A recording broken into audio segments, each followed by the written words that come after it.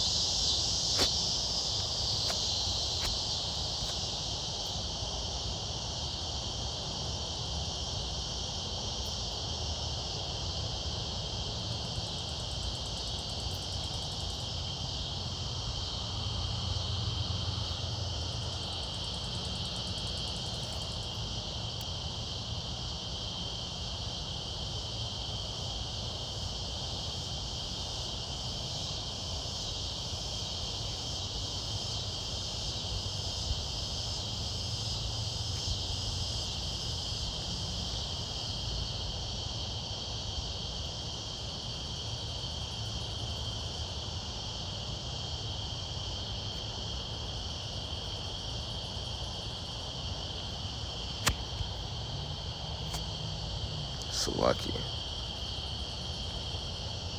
It is the 9th chapter. Salakia, this is Genesis 9, verse 13. It says, I do set my bow in the cloud, and it shall be for a token of the covenant between me and the earth. Which is the rainbow, a symbol that's been, I'm not going to say it's been polluted, but they've put a wicked stigma on it because you can never pollute anything the Lord made. Esau just, misuses everything. This is that time of Antichrist. But that is a sign from Yahweh Shai that he would never again flood the earth. It says, let me start up, Salaki. This is Genesis 9:11. And I will establish my covenant with you, neither shall all flesh be cut off any more by the waters of a flood. Neither shall there any more be a flood to destroy the earth. And the Most High said, this is the token of the covenant which I make between me and you and every living creature that is you for perpetual generations.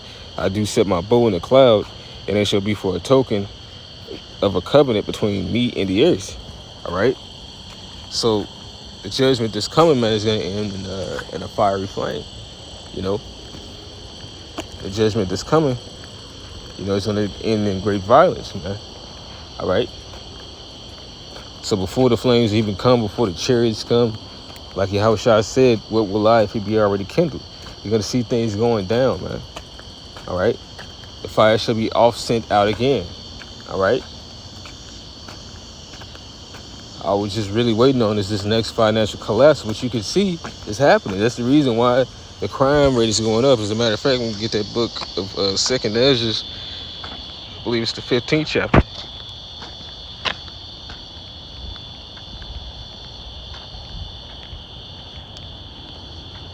This is Second Ezra chapter 15. In verse 19, it says, a man shall have no pity upon his neighbor. And as you can see, that's happening right now when things are green. It says, because the brotherly love is waxing cold. It says, but shall destroy their houses with the sword and spoil their goods because of the lack of bread and for great tribulation. Which you could say financial bread, all right, as well as food, right? Because you're going to need some type of system or commerce, you know, to be able to get goods. All right, like medicines, all right, clothing, what have you, gear of all types, machinery especially, which is needed to produce and keep the world spinning, man. All right. Like I remember I was in the security class, and the breakdown that this I think he could have been a Jake, but you know, that's whatever. You know, he gave, you know, he said you got to thank all the different people that made that one article of clothing that you're wearing, and that's true.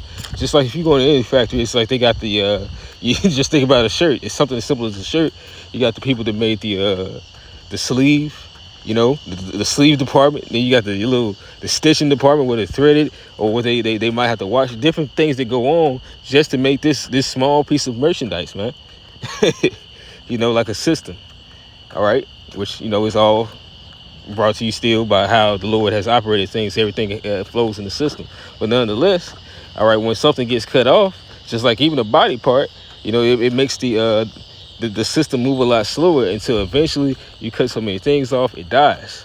Well, that's what's about to happen with this society, man. All right, you know, sooner or later it's going to collapse. All right, and that's when we're going to see what you call Jacob's trouble. You know, where you have the wild people going on right now, but soon, what's going to be hindering them from carrying about their wicked imaginations, man, as well as everything else that the Lord is going to bring out here. All right, but this is verse 20. It says, "Behold, saith the Most High, will call together all the kings of the earth to reverence me, which are from the rising of the sun of the south, from the east, and Lebanon, to turn themselves one against another," which is going into World War III, man. You know, the Valley of Decision. All right, which we're in the midst of. But nonetheless, nothing can occur until this financial collapse, which leads into a digital system. Once that comes into play, which we're not very far off. We're not very far off. Once that comes into play, then that's when SHTF, aka shit hits the fan, man. All right, we're in those times. We're not in the times of, oh, they said that back when my grandfather was a child. No, they damn sure did, but this is the time. Because now you didn't have technology and things on the point to where they are now, as well as, you know, the prophets had to come out. Anybody said it was going to be, Noah prophesied for 90 years, man. What the hell is 50 or 60 years, man? All right? You know, that's nothing, man. As a matter of fact, the Lord said he would bring these back in the last of the last of days. Because we're in the last of the last days. Last days did start 2,000 years ago, but the fathers fell asleep. Now the wisdom has returned. Why would the wisdom return if we're going to be here for another 1,000 years? Hasten his coming, man. That is wickedness, man. All right? He that will come, man. That's what the word says. All right? Surely he that said he will come, will come. You can't, he will not deny himself, you know, although you deny him. But nonetheless, man, you know, the times that we're coming into, men are going to be afraid, as the scripture says. I think it was early in this chapter. Yeah, this is the second Ezra 15 and 16. It says, "For there shall be sedition among men, and invading one another. They shall not regard their kings nor princes, and the course of their actions shall stand in their power." All right?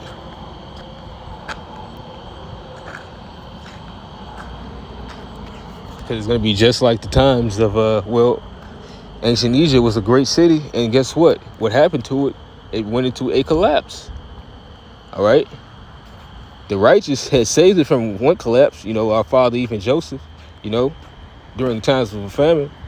But then after that great wisdom and his people being misused, the Lord came and took us away out of that place. And in the midst of us being, you know, delivered, Egypt was collapsing, man. Or that place that's called Egypt today. All right?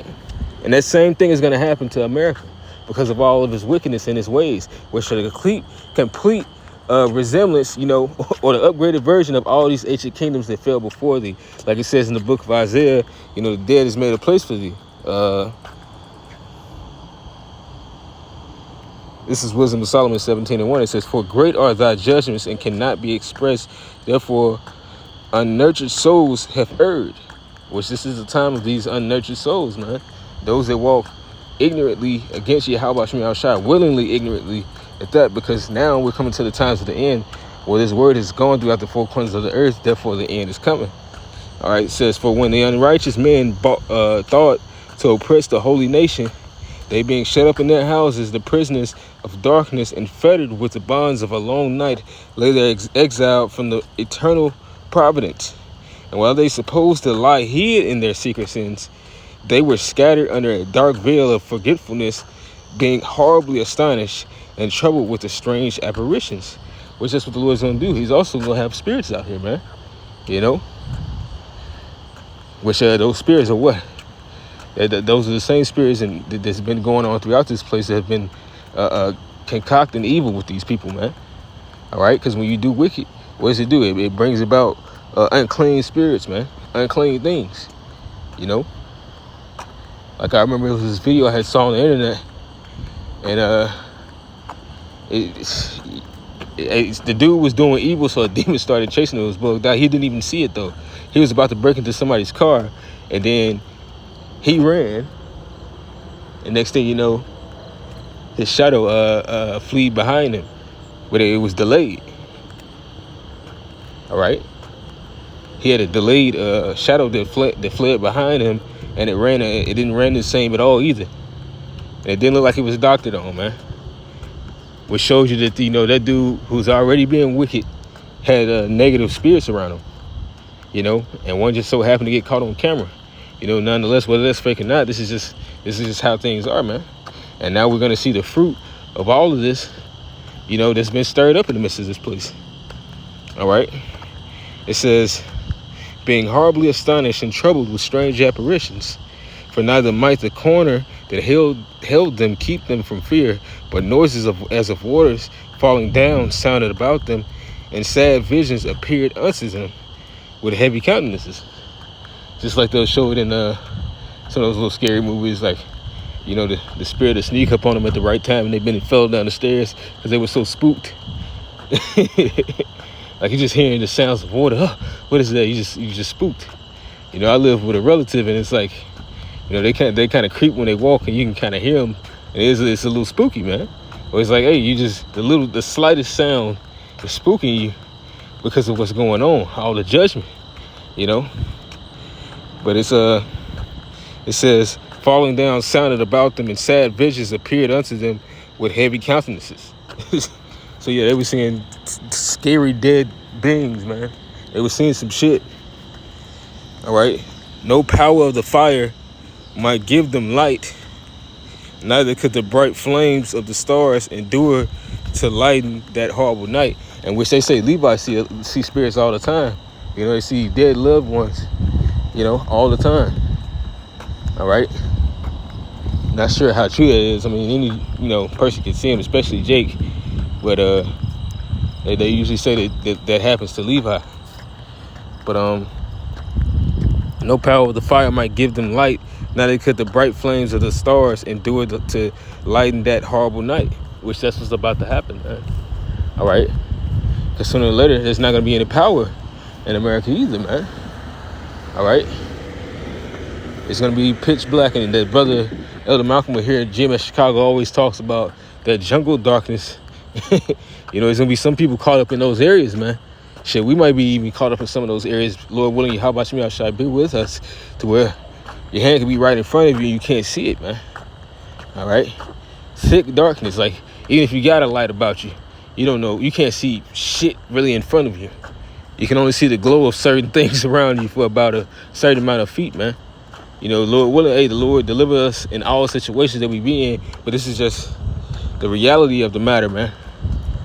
You know, prepare for the worst, hope for the best. That's the motto that we go by. All right. Because we know that Yahweh Shem Yahushua is going to be with us in whatever we, you know, walk through, as long as we stay faithful. All right. It says,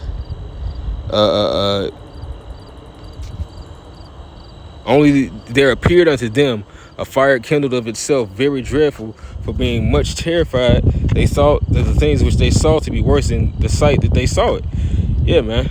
Not to mention, you know, you're going to have these different people. You're going to have people kidnapping and still doing the same trafficking that they do, but 10 times worse, man. And for the illusions of the art magic they were put down, and their vaunting and wisdom was reproved with disgrace, right? Because we know that this place is built on nothing but witchcraft and the sacrifices and the blood of Jake, man. All right, they've mingled us in their sacrifices, you know. Just like I said, they did that back in Rome, where they said that Pontius Pilate had mingled certain Galileans' blood in the sacrifices. You know, that's witchcraft, man. That's wickedness, man. We don't eat food with the blood in it. That's for one thing. All right, we don't sacrifice things that are of a wicked sacrifice. You know, and hey, for all that wickedness that America's been doing, you know, doing the same, you know, Esau coming back doing the same thing, he's about to suffer for it, man. All right.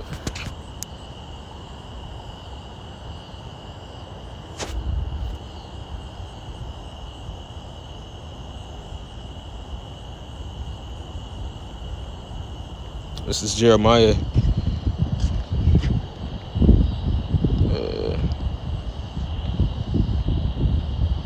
30:7. It says, alas, for that day is great, so that none is like. Hold on.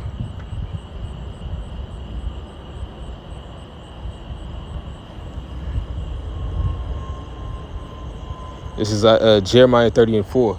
And these words that the Lord spake concerning Israel and concerning Judah. Because this is about our whole nation, not just one tribe, not just a lighter tribe, you know, not just who's the top tribe. Hey, but all Israel, you know, well, not all Israel, so like all Israel is of the elect and the 1/3 to return, you know, which is of all the tribes, you know, but every last Jake from every last tribe is not going to make it on this side. All right. It says, and thus saith the Lord, we have heard a voice of trembling and of fear and not of peace, you know, because those are the times we're coming into. And you know, and it's like it.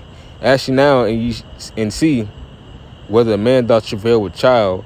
Wherefore do I see every man with hands on his loins, as a woman in travail, and all faces are turned into paleness. All right, because that's how bad it's about to get out here, man. All right.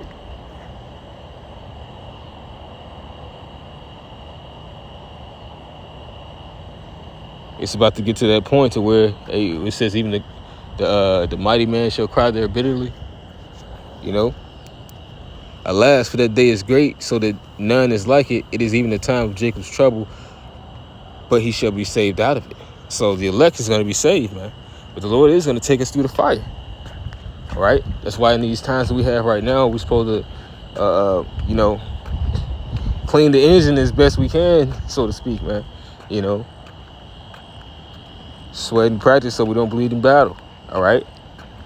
We got to keep on going with all these things we say, being better men and in the truth, you know, doing better responsibly, because all those things help us mentally and spiritually, man. You know, really being a man and a man of the Lord, not to mention one who doesn't give up or give in.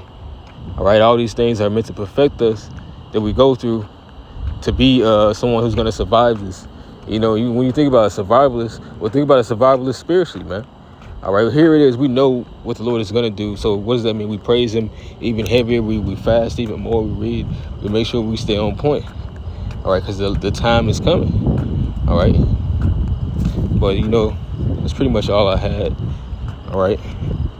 Know that it's near at the door. Shalom. Kwame Asherala.